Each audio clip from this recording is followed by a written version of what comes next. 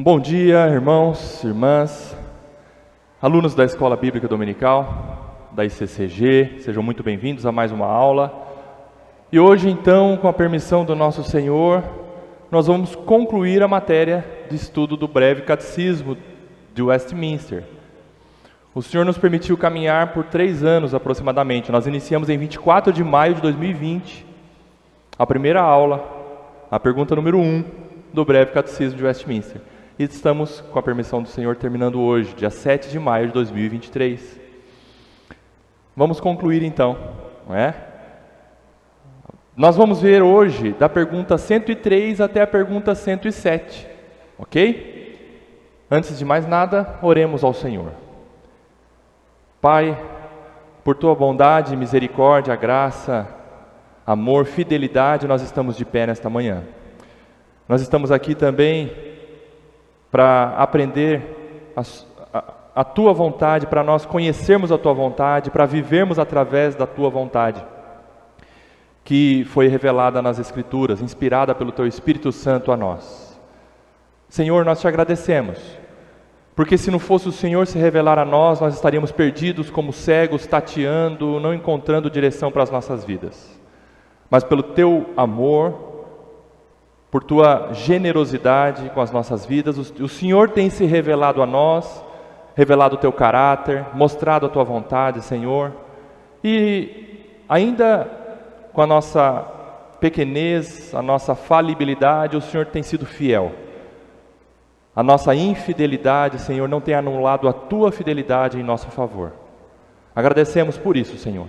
E mais uma vez Te pedimos que o Senhor nos capacite a obedecermos a Tua palavra, obedecermos aos Teus mandamentos, vivermos segundo a Tua vontade. O que nós estudamos até aqui no breve catecismo de Westminster, Senhor. Muito obrigado por esse estudo. Que coloquemos em prática tudo isso, como temos buscado fazer ao longo desse estudo, dessa matéria. Nos dê graça nesta manhã para nós concluirmos, Senhor, que nada venha nos atrapalhar de nós ouvirmos o Teu falar e de sermos edificados como igreja. Assim clamamos por temor, clamamos por iluminação das nossas mentes, clamamos por proteção, Senhor, das nossas almas neste momento. No nome de Jesus, amém. Amém. A terceira e última grande parte, então, da pergunta 85 até a 107, nós estamos, como vocês vêm acompanhando comigo, estudando as partes do Pai Nosso, da oração dominical, ou da oração do nosso Senhor. Hoje nós vamos ver a terceira, quarta, quinta, sexta petição e a conclusão, o fechamento, o epílogo do Pai Nosso. E assim, na 107, concluímos o estudo do breve catecismo. Vamos todos juntos então, como nós temos feito, de costume, como catecúmenos, como aqueles que estão caminhando num catecismo, o catecismo é um método de estudo, através de perguntas e respostas para a nossa compreensão, para a compreensão de um assunto, compreensão de um determinado ponto das Escrituras. E as perguntas e respostas nos ajudam a assimilar com mais facilidade o assunto, não é? É bem verdade que, confesso a vocês, que eu não consegui decorar as 107 perguntas, tampouco as suas respostas. Mas você tem um material na sua mão, eu tenho, e nós precisamos, a partir daí, continuar o estudo do breve catecismo.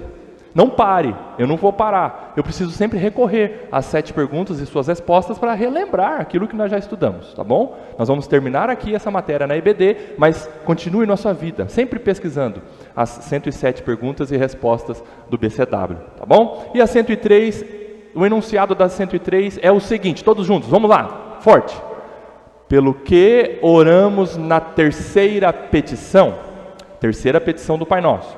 O Pai Nosso foi assim ensinado pelo nosso Senhor Jesus Cristo. Pai nosso que estás no céu. Essa é a introdução. Santificado seja o teu nome. Primeira petição. Venha o teu reino. Segunda petição. Terceira petição. Na terceira petição que é: seja feita a tua vontade, assim na terra como no céu. Pedimos que Deus, pela sua graça, nos torne capazes e desejosos de conhecer a sua vontade, de obedecer e submeter-nos a ela em tudo, como fazem os anjos no céu. Abra Mateus capítulo 6.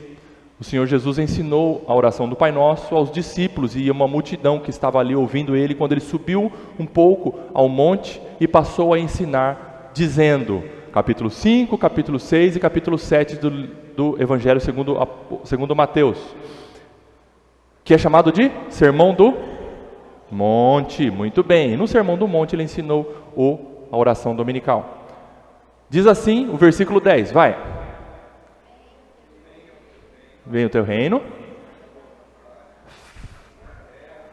faça-se a tua vontade, assim na terra como no céu. O catecismo nos ensina que, com essa terceira petição, nós pedimos que Deus, pela sua graça, nos torne capazes e desejosos de conhecer a sua vontade. Primeiro ponto que o catecismo nos ensina é o seguinte: Deus, por graça, coloca em nossos corações uma disposição, um desejo de conhecer a Ele.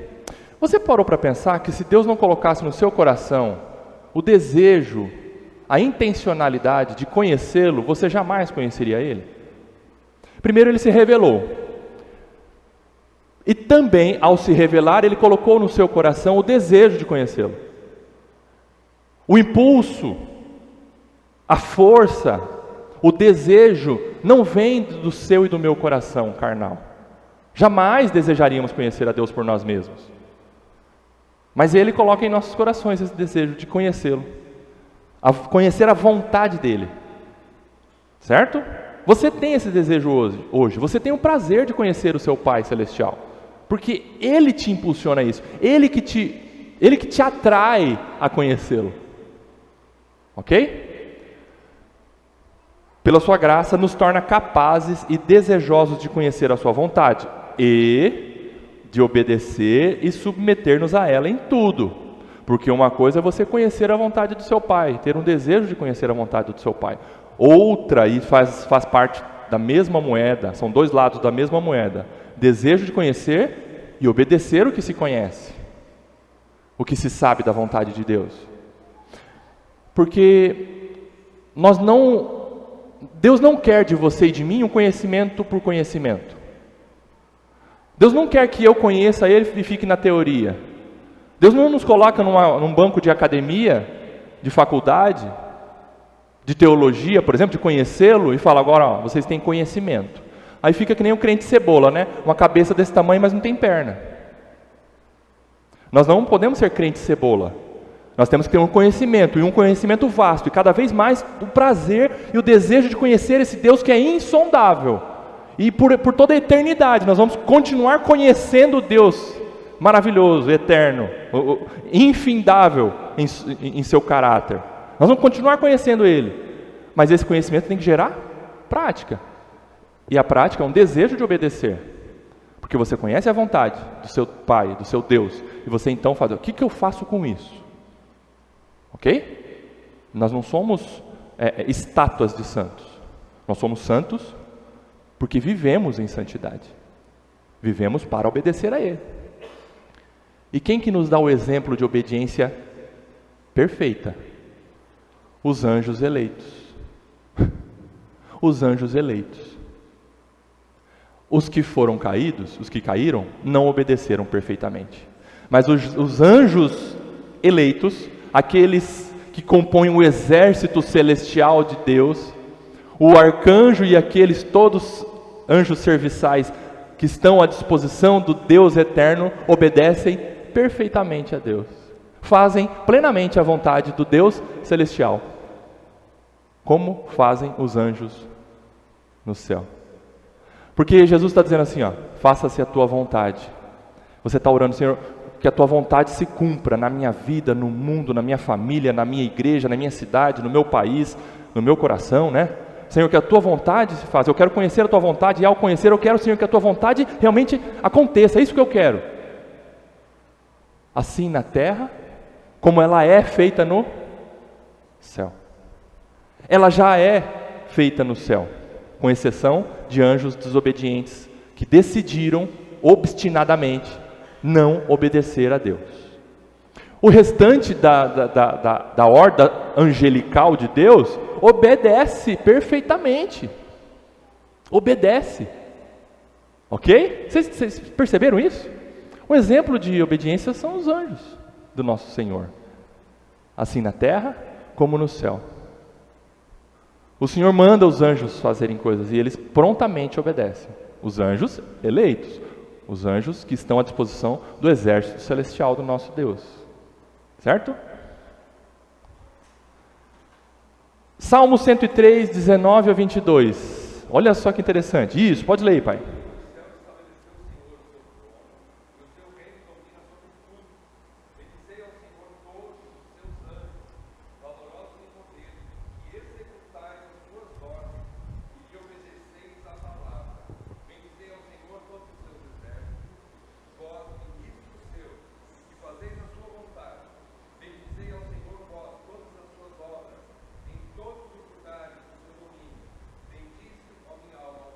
Amém.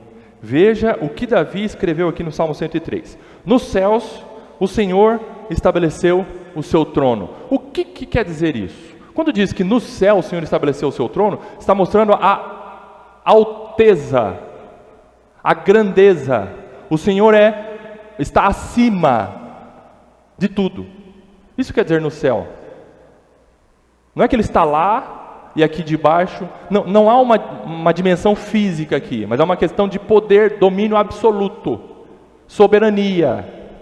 No céu, o Senhor estabeleceu o seu trono, e o seu reino domina sobre tudo. Tudo.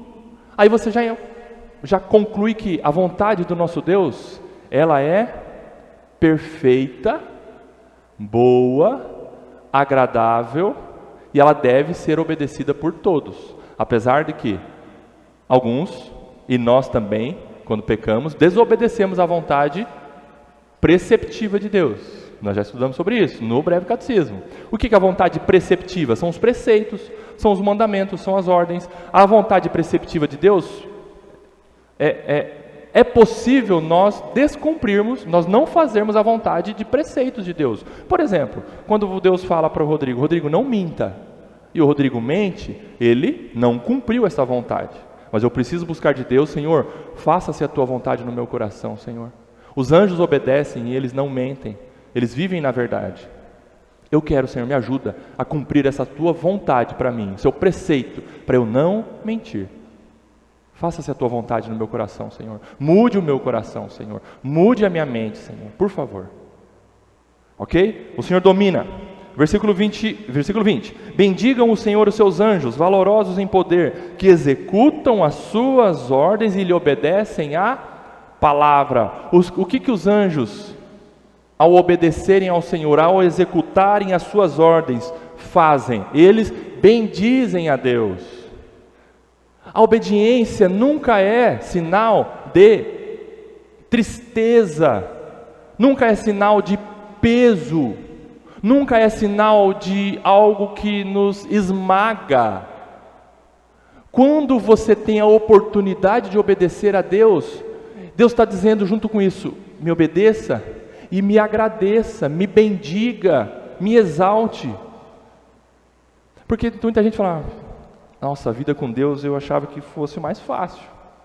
Eu achava que depois de virar crente, prosperidade sobre prosperidade sobre prosperidade. Mas não é isso. Deus nos salva. Deus nos dá a oportunidade, o privilégio de obedecermos a Ele. E junto com isso vem o prazer de nós estarmos obedecendo o nosso Pai e bendizendo a Ele. Isso que os anjos fazem. Bendiga ao Senhor os seus anjos, valorosos em poder, que executam as suas ordens e lhe obedecem à palavra. Aqui é algo sem possibilidade dos anjos desobedecerem. É isso que Davi está dizendo. Eles recebem uma ordem e eles executam plenamente. No meio militar, os irmãos militares têm um ditado, né? Missão dada, ô guerreiro, missão cumprida. É ou não é? Se for meia boca, FO negativo, né? Como é que é? Mais ou menos isso. Os anjos recebem as ordens do Deus celestial e executam as ordens plenamente, cabalmente, sem nenhum defeito. Os anjos eleitos, ok? Os anjos eleitos. Versículo 21. Bendigam o Senhor todos os seus exércitos, ministros seus que fazem a sua vontade. Aqui ele continua dizendo com relação às hostes celestiais, com relação aos seres angelicais, ao seu exército sobrenatural. Ele continua dizendo sobre isso. Ministros seus que fazem a sua vontade. 22. Bendigam o Senhor todas as suas obras em todos os lugares do seu domínio. Aqui parece que Davi abaixa um pouquinho a sua visão e ele olha para o ser criado materialmente. Por exemplo, a natureza, os animais, a criação obedece ao Senhor. O sol percorre o seu limite porque Deus assim determinou para ele. São seres inanimados, sim, mas obedecem às ordens do Deus Criador. Bendigam o Senhor todas as suas obras, em todos os lugares do seu domínio. E aí Davi está dizendo assim, ok, mas onde eu estou aqui? Logo abaixo ele fala, bendiga minha alma o Senhor. Ele fala sobre os anjos, ele fala sobre os exércitos dos céus, ele fala sobre a criação que obedece ao Senhor, e aí ele fala, eu vou bendizer ao Senhor, porque eu também quero obedecer a Ele. Você percebeu que ele se refere, bendigam, bendigam, bendigam, de repente ele fala, bendiga, ei, alma, obedeça, e glorifique, e exalte, e bendiga o teu Senhor. Que lindo isso. Nós precisamos trazer para nós. Não é para o outro, a obediência não é para o outro, não é para nós sermos fiscais de obediência. A obediência é para mim. E eu preciso orar para o meu irmão, a Deus, em favor do meu irmão, da minha irmã, para que ele obedeça. Mas eu não posso ser cobrador. Senhor, me ajude. Eu quero trazer para mim, a minha alma precisa obedecer. E bendizer ao Senhor por isso. Que coisa linda, né? Maravilhoso. Outro texto então, Romanos 12, 1 e 2, esse texto é texto de cabeceira, né? É texto que a gente decora, né? Já decorou. Rogo-vos, pois, irmãos, pelas misericórdias de Deus, que apresenteis o vosso corpo por sacrifício vivo, santo e agradável a Deus, que é o vosso culto racional. Ok? Em resumo, Paulo está dizendo assim, ó, é o seu relacionamento com Deus. O seu relacionamento com Deus, a sua plenitude, a sua integralidade, corpo e alma, esteja no altar, em consagração, em adoração ao Senhor, ok? Como isso? Versículo 2. E não vos conformeis com este século. Como nós não vamos nos conformar? Conformar é pegar a forma, é algo de fora para dentro. É algo de fora para dentro. Muitas vezes nós estamos conforme o mundo, ou seja, o mundo lá fora nos influencia e nós pegamos a forma do mundo. Mas Paulo está dizendo, não, uma vez você se entregando ao Senhor, Ele te salvou, você tem uma vida de altar, de consagração, de culto com o seu corpo como verdadeiro adorador, que adora o Senhor em espírito e em verdade. Uma vez sendo esse adorador, não continue pegando a forma do mundo, mas transformai-vos pela renovação da vossa mente.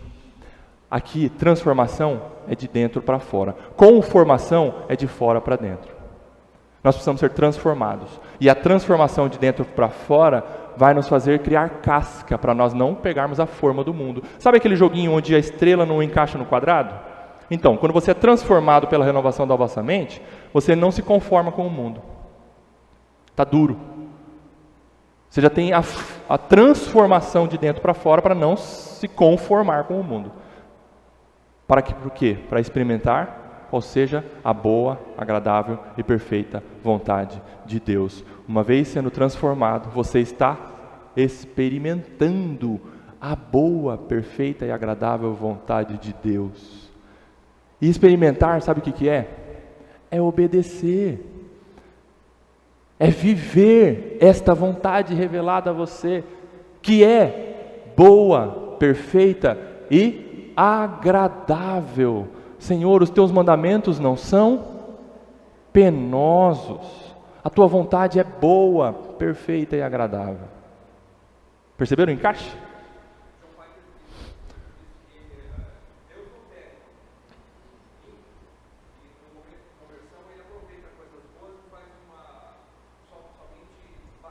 Uhum. Uhum. Uma reforma, né? Isso. Ele faz de novo, né? Isso. Faz de novo. Amém. Amém. Isso mesmo. Começa do zero. Amém. Entenderam essa questão da vontade? Senhor, faça-se a tua vontade. E a tua vontade é boa, perfeita e agradável. Eu quero, Senhor, aprender a agradecer, porque tua vontade é boa para mim, apesar das lutas, apesar das dores, apesar dessa doença, apesar dessa perseguição, apesar das injúrias, apesar de tudo, Senhor, a tua vontade é boa, perfeita e agradável. Senhor, eu quero aprender a obedecer. Senhor, faça-se a tua vontade, que o meu coração sempre esteja com essa disposição, com esse ânimo. Senhor, eu quero obedecer a tua vontade até o fim. Senhor, me ajude a ser fiel, me capacite à fidelidade ao Senhor até o fim. Seja feita a tua vontade assim na terra como no céu. Nas orações, o foco é Deus e a prevalência de sua vontade, não a vontade do orador. Por que com relação à prevalência da vontade de Deus? Quer dizer que a vontade de Deus não prevalece?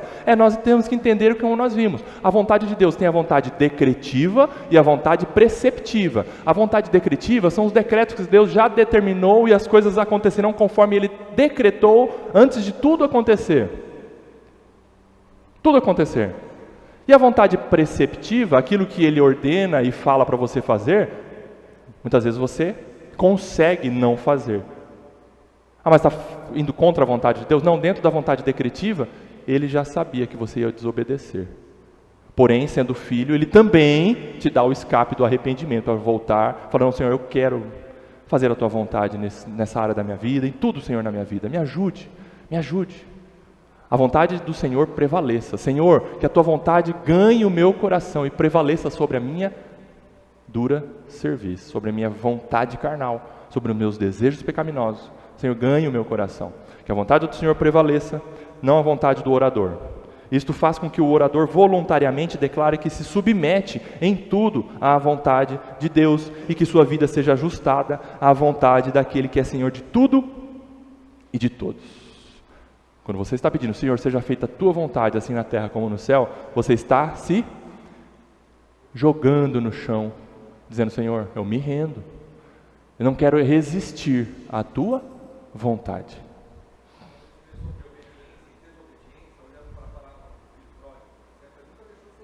Uhum.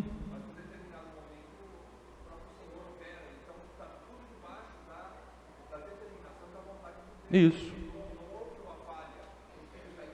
Amém.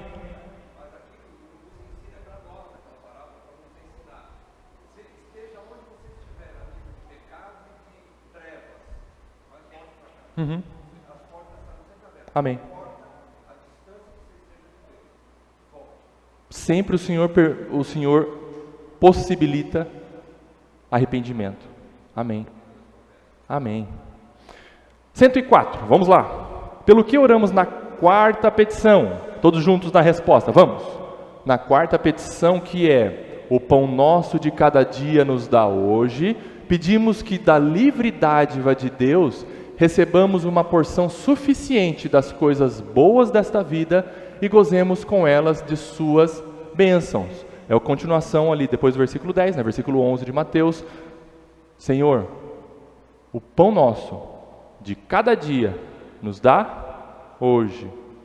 Senhor, por Tua benevolência, que o Senhor nos dê a porção suficiente de dádiva para eu viver para o Senhor. Recebamos uma porção das coisas boas desta vida e gozemos com elas de suas bênçãos. Tudo que o Senhor tem dado a você e a mim, aquilo que é necessário, Ele tem dado. Ele tem dado.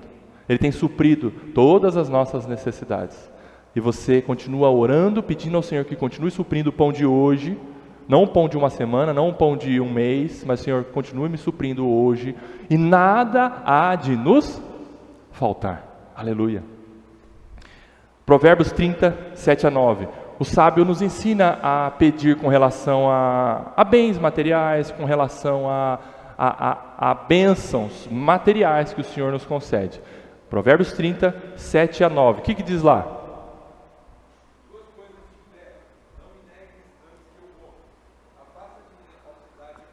Isso, essa é a primeira coisa. Senhor, me afaste a falsidade e a mentira. Senhor, eu quero viver uma vida íntegra, uma vida sincera, uma vida na luz com o Senhor. E a outra coisa?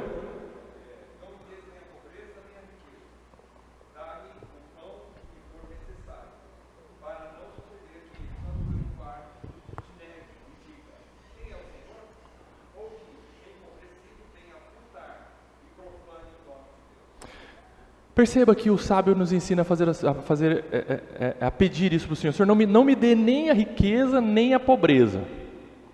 Mas se você for olhar bem, o problema não está no bem material, tanto aquele que te falta, quanto aquele que te abunda, o que sobra. O problema não é aqui, o problema é Deus, o problema é nosso coração para com Deus. Por quê? Quando ele fala assim, se eu tiver muito, eu me esqueço do Senhor. Olha a referência, é Deus, não é a riqueza. É Deus. Porque a riqueza pode tomar conta do meu coração. O problema está aqui com relação a Deus. E se o Senhor me der pouco, eu venho a pecar, a furtar, a buscar outros meios, não a dependência do Senhor, então eu vou pecar contra o Senhor.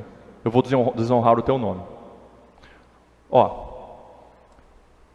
Não é pecado você ter bens materiais.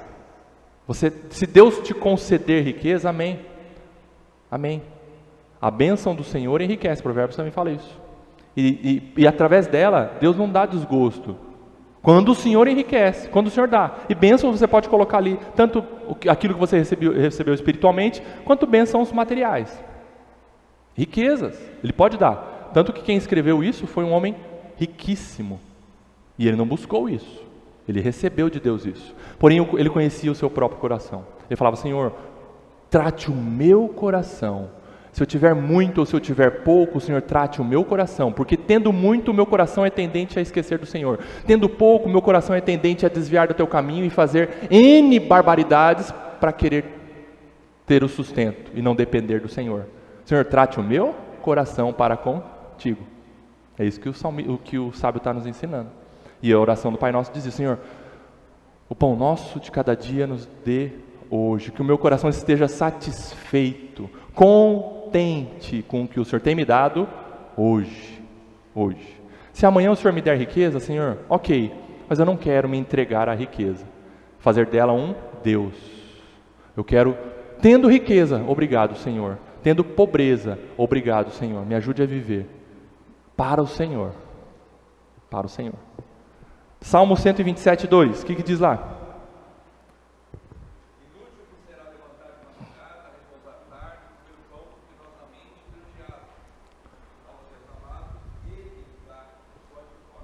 Veja que no Salmo 127 não está dizendo para você, aqui não é um aval para preguiça, um aval para você ficar, então tá bom, se o Senhor não está pedindo para eu levantar de madrugada, ok, meio-dia lá vou eu levantar. Não é isso.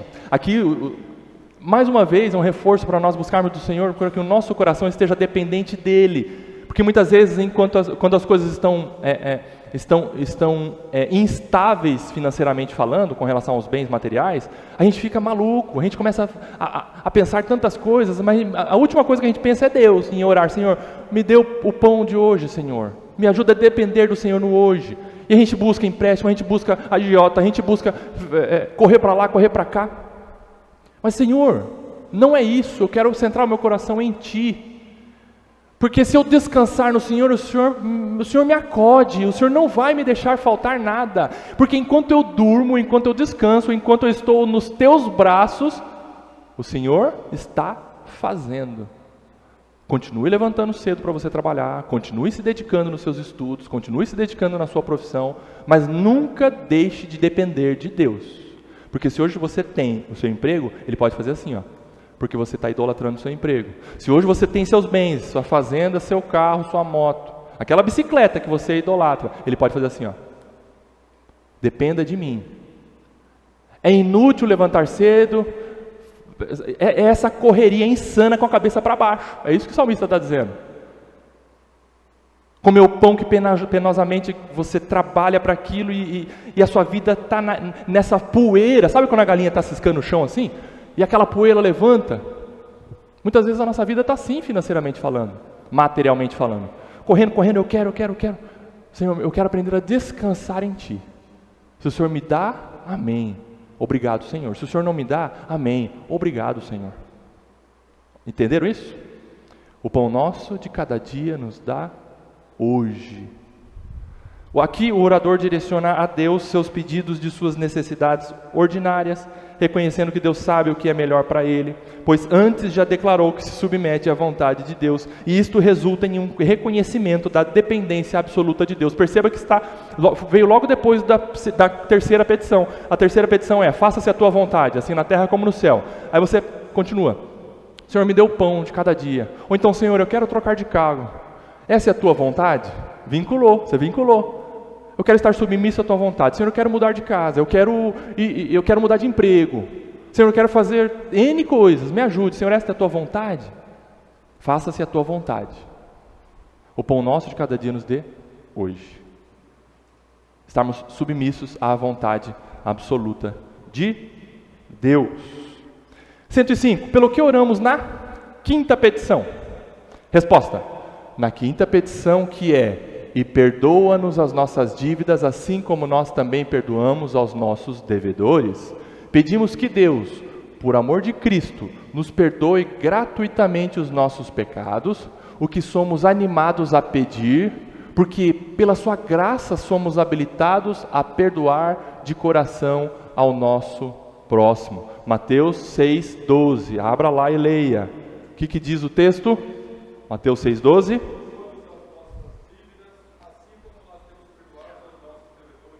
Perdoa as nossas dívidas, assim como nós temos perdoado aos nossos devedores. O Senhor, por graça, nos perdoou.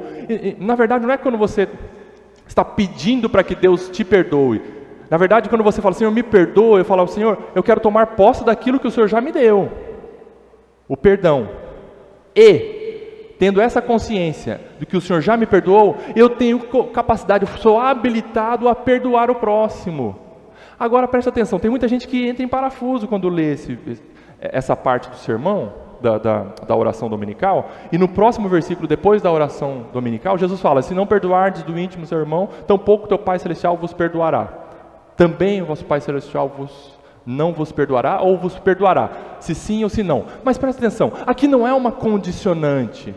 Aqui você não vai receber o perdão de Deus porque você perdoou antes. Não há condicionante. O perdão de Deus não é condicional. Aqui não há condicionante para recebermos o perdão de Deus. Coloque isso no seu coração, meu irmão, minha irmã. A lógica bíblica deste pedido em oração é precisamente porque sabemos e experimentamos o perdão real de Deus por nós, então perdoamos os outros. Você perdoa porque você foi perdoado. Não é porque você perdoa que então você é perdoado. Você lendo o versículo, abra lá, capítulo 6 de Mateus. Você está aberto aí, né? Mateus capítulo 6, olha o 14. Porque se perdoarem aos outros as ofensas deles, então o Pai de vocês que está no céu perdoará vocês? A palavra é então? Não, é também. O que é também? É uma mais a outra. É uma junto com a outra. O Pai de vocês perdoou vocês, também vocês perdoam. Se porém não perdoarem aos outros as ofensas deles, também o Pai de vocês não perdoará as ofensas de vocês. Você não sendo perdoado por Deus, ou seja, não tendo recebido o perdão de Deus, não sendo salvo, você não vai conseguir perdoar.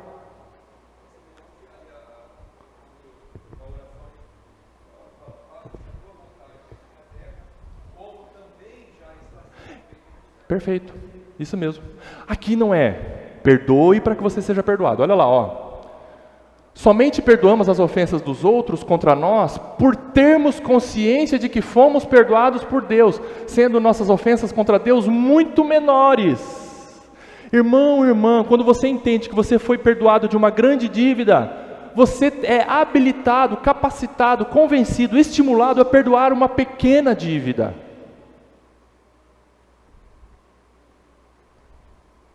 Diante de Deus, nós tínhamos incontáveis ofensas como dívida, e Ele nos perdoou.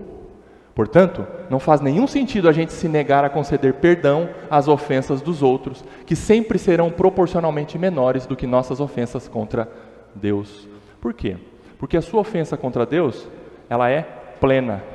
Tudo que você faz, pensa, ou pensava, fazia, a sua natureza pecaminosa era contra Deus. Tudo isso ofendia a Deus, proporcionalmente falando, isso é gigantesco. Agora o seu irmão, não é tudo que ele faz, o que ele pensa é contra você. Uma ação ou outra é contra você, por isso que você deve perdoar aquilo que é tão pouco, diante daquilo que Deus já te perdoou, que é gigantesco. Percebeu? Olha só, é o que Jesus ensina na parábola do credor incompassivo. Muito bem. O entendimento não é, eu perdoei, então o Senhor me perdoa. A certeza pela fé do perdão dos nossos pecados nos estimula a perdoar o próximo. E o perdão ao próximo é uma evidência de que entendemos o perdão de Deus em Cristo sobre nossa dívida impagável contra Deus. Deus me perdoou de uma dívida desse tamanho. Senhor, me capacite a perdoar meu irmão, que é uma dívida pequena, em comparação ao que o Senhor já me perdoou. Colossenses 2, 13 e 14. Olha o que o apóstolo Paulo nos ensina. Colossenses 2, 13 e 14. Colossenses 2, 13 e 14. E quando vocês estavam mortos nos seus pecados, na incircuncisão da carne, Ele lhes deu vida juntamente com Cristo. Ei, quando você não conseguia perdoar ninguém, porque você estava morto, e um morto não faz nada, espiritualmente falando. Então você não conseguia perdoar ninguém. Ele te deu vida, e o que mais que Ele te deu? Ao dar vida, o que Ele deu? Ele perdoou, perdoando todos os nossos pecados. Não é porque você perdoa para você receber o perdão de Deus. Não há condicionante no perdão de Deus. Ele te deu vida, Ele te salvou e Ele te perdoou, antes que você pudesse perdoar qualquer pessoa, porque você não conseguiria perdoar qualquer pessoa se você primeiro não fosse perdoado por Deus. Ninguém dá o que não tem, a gente repete isso aqui. Você só perdoa porque você foi perdoado. E uma vez perdoado, a evidência de que você foi perdoado por Deus é porque você perdoa. Você foi amado por Deus, então você é capacitado a amar. Paulo deixa claro isso. Nada do que você fez motivou o perdão de Deus. Porque morto não faz nada. Deus não falou, nossa, rapaz, você é bom, hein? Você merece o perdão. Não, você era morto. Você não fazia nada para Deus. E ofendia Deus, aliás, ofendia com sua pecaminosidade. Mas Ele te deu vida e falou, eu te perdoo de tudo isso que você faz contra mim. Cancelando o escrito de dívida que era contra nós e que constava de ordenanças, o qual nos era prejudicial, removeu-o inteiramente, encravando na cruz. Queridos, escrito de dívida que o apóstolo Paulo escreve aqui para os Colossenses, é uma baita de uma nota promissória, gigantesca, que era impossível do pecador pagar para Deus. E ele fez assim, você não consegue, eu pago.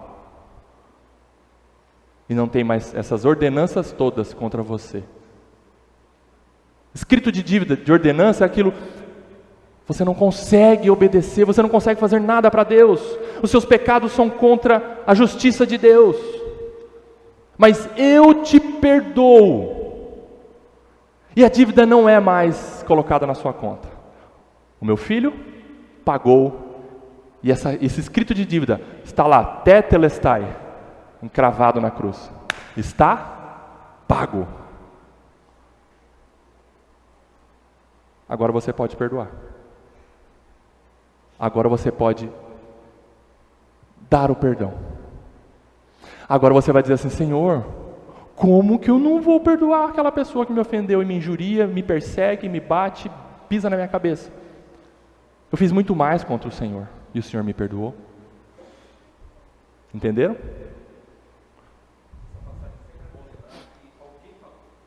Alguém pagou. Alguém pagou. Amém. Na cruz. A cruz foi o pagamento. Amém. A moeda foi o sangue. Por preço. Amém.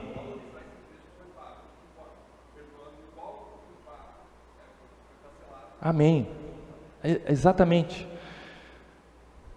Ok? Alguém tem alguma dúvida quanto a isso? Agora leia o 3:13 do Colossenses. Abra lá e leia bem rápido para mim. 3:13. O Paulo ensinou então, vocês foram perdoados, não há mais dívida para vocês. Vocês foram perdoados. Na cruz do Calvário, não há mais nenhuma ofensa sua contra Deus. Versículo 13 do capítulo 3, o que ele diz?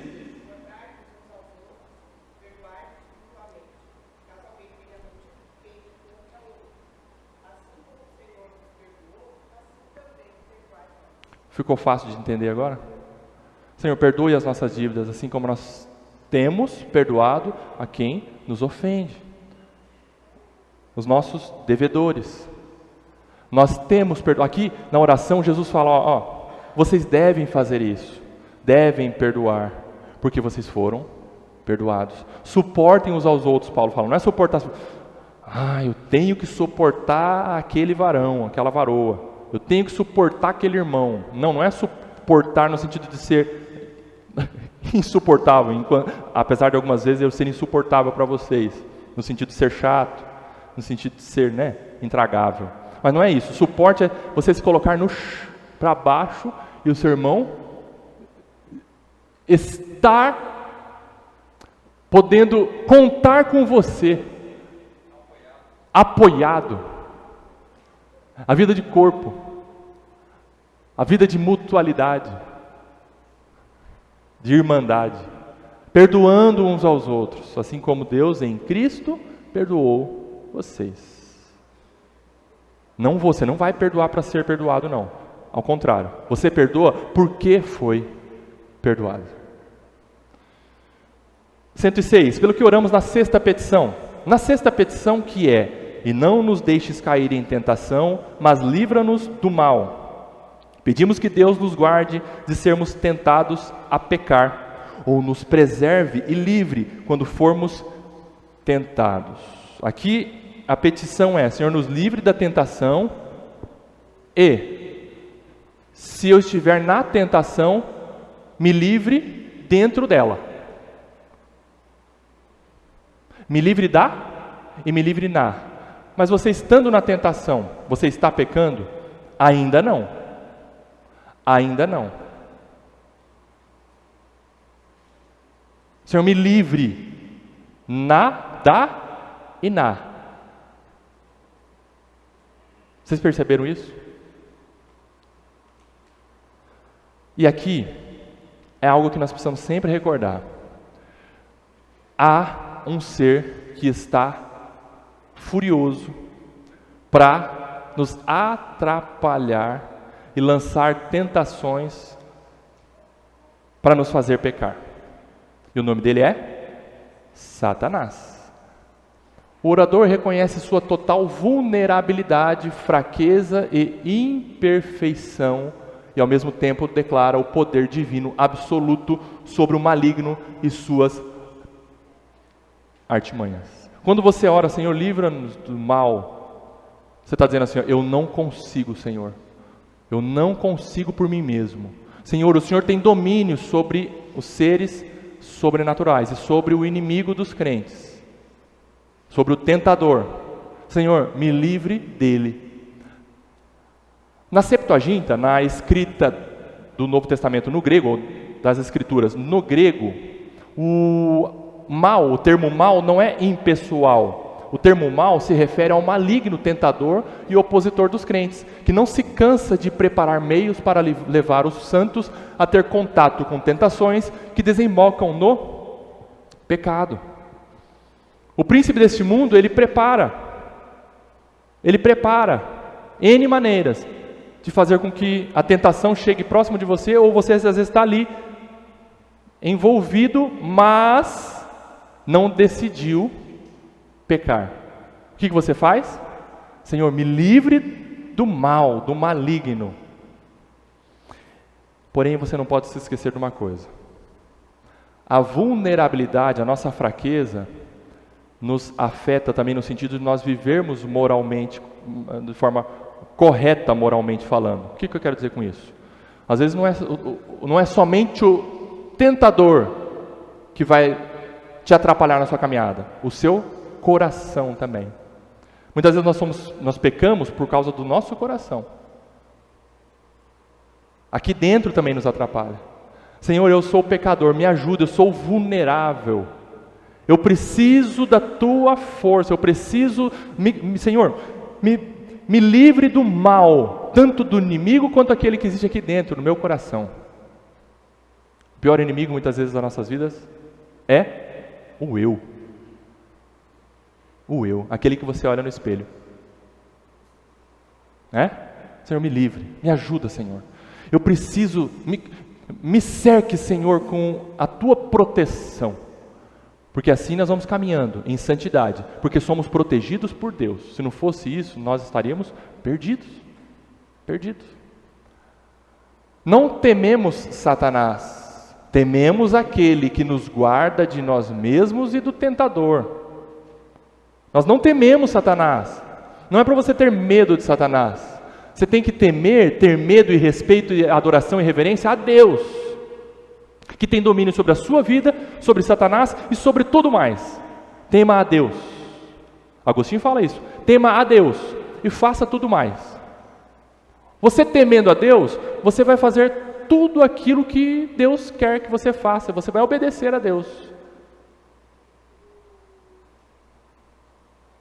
Tememos a Deus, que nos guarda de nós mesmos e do tentador. Sem Deus estamos perdidos. Alguma pergunta sobre isso? 1 Coríntios, vamos lá. Mateus 26, 41. Quem achou? Enquanto o Newton fala.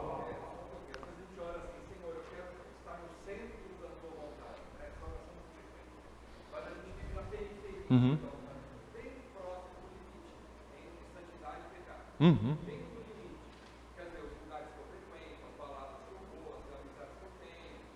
De tudo.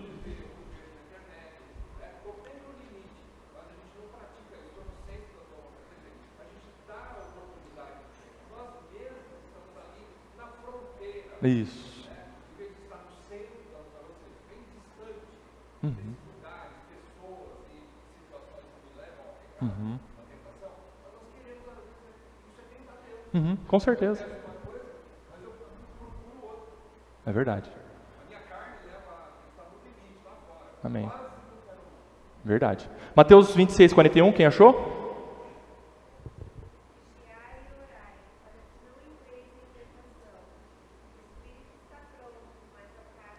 O espírito está pronto, Jesus está dizendo, a nossa alma foi salva, foi redimida, porém a alma está no corpo, que o corpo ainda é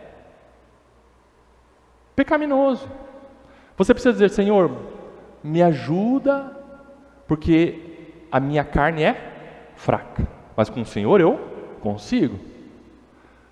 1 Coríntios 10, 13, quem achou? E outro acha João 16, 33. 1 Coríntios 10, 13, vai.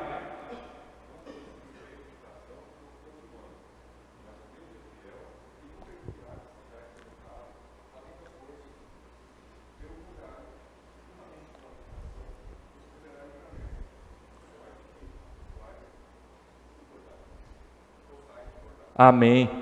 Paulo está dizendo assim, olha só, Deus não manda tentação que não seja humana. Você, o humano, consegue suportar tentações que Deus manda proporcionalmente à sua capacidade. Por quê? Não é por causa de você, mas aí Paulo fala, porque Ele te dá o escape. Deus te livra. Deus te livra. Ok? Então não pense, o maligno que é sobrenatural, ele vai acabar com a minha mente, meu coração. Não, não, não. Maior é aquele que está em você do que aquele que está no mundo. Ok? Deus te dá o livramento, o escape. Esse mundo é terrível, todas as ciladas estão sendo armadas contra os crentes, mas ainda assim o Senhor no livro nos dá o escape de todas elas, todas. Basta nós nos devotarmos a Ele, buscarmos dEle, reconhecermos: Senhor, livra-nos do mal. Amém? João 16:33.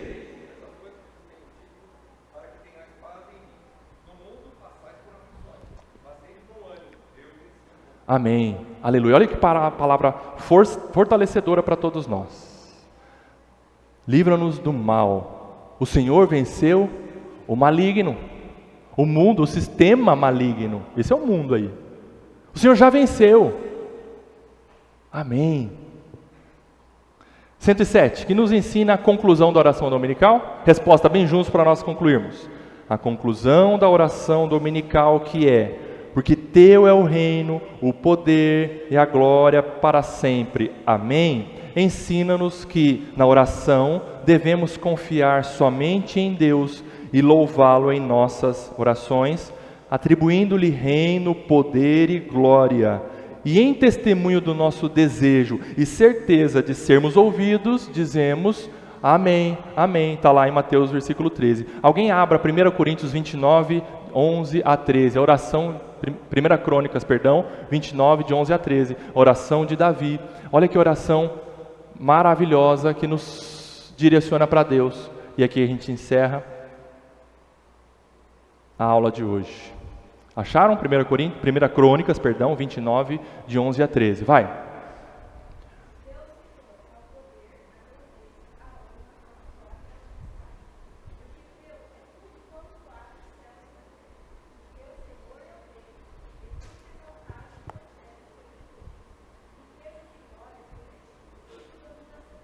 Amém.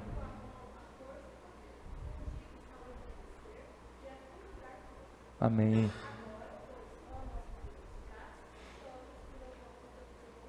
Amém. Que oração. Olha só, concluindo aí. O orador, ao terminar a oração, está bem ciente de que a espiritualidade não é conquistada por conta própria. Não é a habilidade do orador ou sua capacidade de articular frases bem elaboradas que faz a diferença. Glória a Deus! A glória, a força, o domínio não estão em quem ora, mas para quem se dirige a oração. Começamos nossa oração com Deus, Pai nosso que estás nos céus, e terminamos com Ele. A glória, a honra, o reino, o domínio, seja pelos séculos dos séculos. Amém. O orador precisa sempre ter essa questão do joelho no chão, rendido. Senhor, eu recorro ao Senhor, porque o Senhor é todo poderoso. Eu não consigo nada por mim mesmo, Senhor. Por isso que eu oro. Que coração quebrado, devoto ao Senhor. E C.S. Lewis disse o seguinte: Deus não precisa da minha oração. Sou eu quem preciso dela. A oração me aproxima de Deus, revela a minha dependência, minha fome e sede por sua vontade, seu reino, sua pessoa. A oração muda principalmente a mim, a minha visão de Deus, do próximo e das circunstâncias. Por que você ora? Por causa de tudo isso. Não é porque Deus precisa que você ore, é porque você precisa orar. Aleluia. Somos gratos ao Senhor por esse estudo tão proveitoso ao longo desses 3 anos, concluindo hoje com a permissão do Senhor. Esteja orando para que Deus dê direção ao presbitério para uma próxima matéria do professor Rodrigo nas EBDs, tá bom? Que o Senhor nos capacite e nos fortaleça nessa caminhada, dependendo plenamente dEle, no nome de Jesus. Amém.